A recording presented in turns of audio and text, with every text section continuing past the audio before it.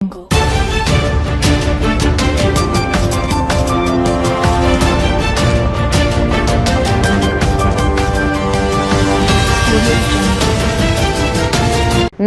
आज तक 24x7 news में आपका स्वागत है और मैं हूं आपके साथ निकिता श्रीवास्तव। आइए रुक करते हैं आज की तमाम बड़ी खबरों का।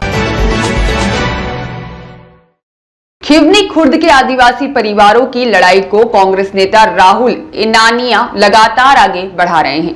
इसी कड़ी में बुधवार को कांग्रेस के वरिष्ठ नेता और पूर्व मुख्यमंत्री दिग्विजय सिंह कन्नौज पहुंचे और पीड़ित आदिवासी परिवारों से मुलाकात की। इसी कड़ी में बुधवार को कांग्रेस के वरिष्ठ नेता और पूर्व मुख्यमंत्री दिग्विजय सिंह कन्नौज पहुंचे और पीड़ित आदिवासी परिवारों से मुलाकात की।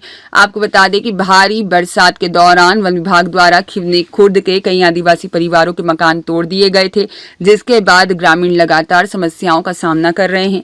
इस मुद्दे पर राहुल इनानिया ने खिवनी खुर्द से भोपाल तक पदयात्रा भी की थी, लेकिन सरकार ने उस समय उनकी बात नहीं सुनी। दिग्विजय सिंह ने आदिवासियों की समस्याओं को लेकर वन विभाग के अधिकारियों और एसडीओ से फोन पर चर्चा की और उन्होंने साफ कहा कि जिनके मकान टूटे हैं उन्हें मुआवजा और प्रधानमंत्री आवास योजना के तहत नए मकान दिए जाएं। वन विभाग के अधिकारियों ने भी आश्वासन दिया है कि अब आदिवासियों को खेती करने से कोई नहीं रोकेगा, बल्कि उन्हें बढ़ावा दिया जाएगा।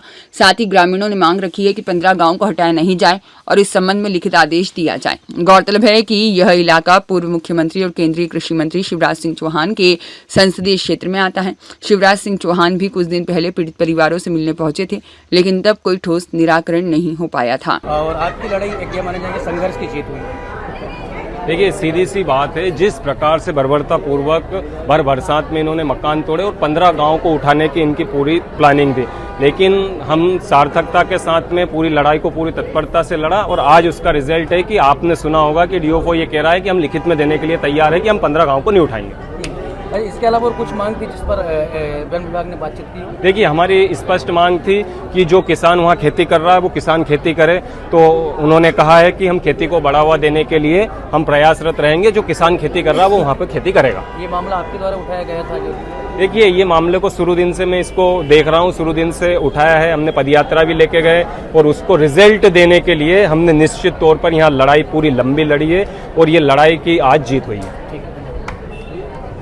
के लगभग 72 आदिवासियों के मकान वर्षा ऋतु बरसते पानी में तोड़े गए और बिना उनके वहाँ तक कि बेचारे अनाज नहीं निकाल पाए।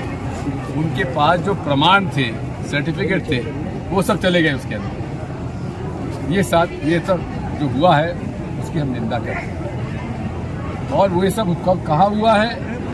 स्वयं शिवराज सिंह चौहान के चुनाव क्षेत्र में, जो 18-20 साल तक मुख्यमंत्री रहे और आज भारत के कृषि मंत्री हैं, उनके खुद के वोटरों के 72 आदिवासियों के मकान तोड़ दिए गए और उनको बरसात में बेचारों को एक टीन दिया है कि वहां पर तुम मकान बनाओ। एक टीन में मकान बन जाएगा।